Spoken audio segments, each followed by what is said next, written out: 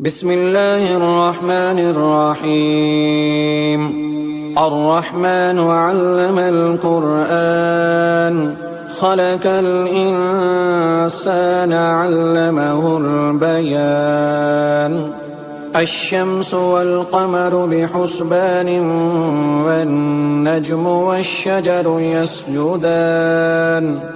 والسماء رفعها ووزع الميزان ألا تطغوا في الميزان وأقيموا الوزن بالقسط ولا تخسروا الميزان. والأرض وزعها للأنام فيها فاكهة والنخل ذات الأكمام والحب ذو العصف والريحان. فبأي آلاء ربكما تكذبان؟ خلق الإنسان من صلصال كالفخار وخلق الجان من مارج من نار. فبأي آلاء ربكما تكذبان؟ رب المشرقين ورب المغربين. فبأي آلاء ربكما تكذبان؟ مرج البحرين يلتقيان بينهما برزخ لا يبغيان. فبأي آلاء ربكما تكذبان؟ يخرج منهما اللؤلؤ والمرجان. فبأي آلاء ربكما تكذبان؟ وله الجوار المنشآت في البحر كالأعلام. فبأي آلاء ربكما تكذبان؟ كل من عليها فان ويبقى وجه ربك ذو الجلال والإكرام. فبأي آلاء ربكما تكذبان؟ يسأله من في السماوات والأرض كل يوم هو في شأن. فبأي آلاء ربكما تكذبان؟ سنفرغ لكم أيها الثقلان. فبأي آلاء ربكما تكذبان؟ يا معشر الجن والإنس إن استطعتم أن تنفذوا من أقطار السماوات والأرض فانفذوا لا تنفذون إلا بسلطان. فبأي آلاء ربكما تكذبان؟ يرسل عليكما شواظ من نار ونحاس فلا تنتصران. فبأي آلاء ربكما تكذبان؟ فإذا انشقت السماء فكانت وردة كالدهان.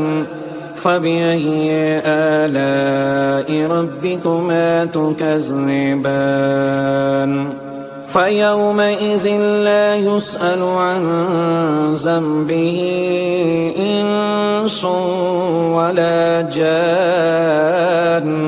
فبأي آلاء ربكما تكذبان؟ يعرف المجرمون بسيماهم فيؤخذ بالنواسي والأقدام.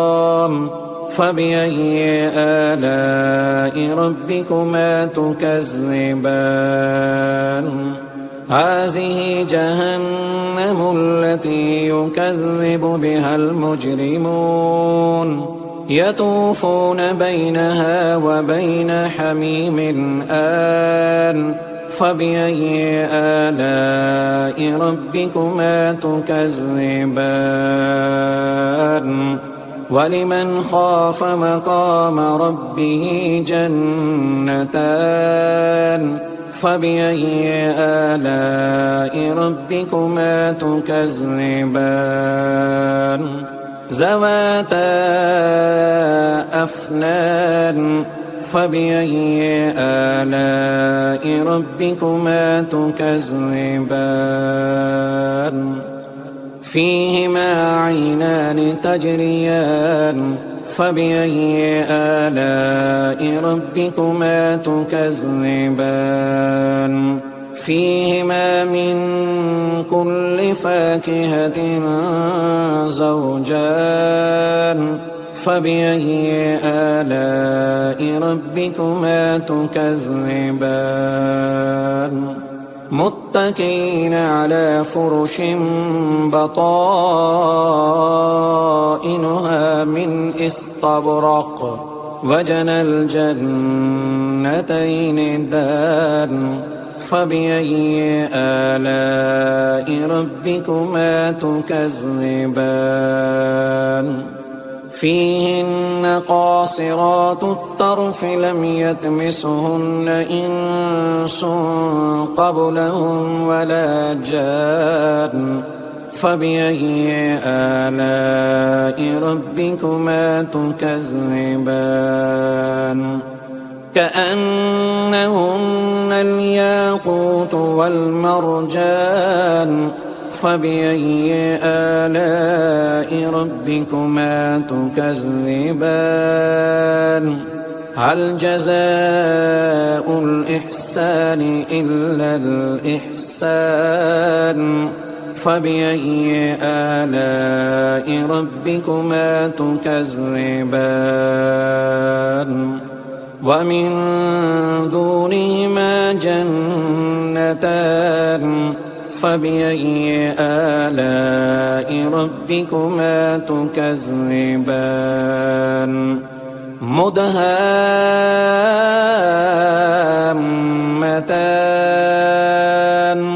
فبأي آلاء ربكما تكذبان فيهما عينان نضاختان فبأي آلاء ربكما تكذبان فيهما فاكهة ونحل ورمان فبأي آلاء ربكما تكذبان فيهن خيرات حسان فبأي آلاء ربكما تكذبان حور مقصورات في الخيام فبأي آلاء ربكما تكذبان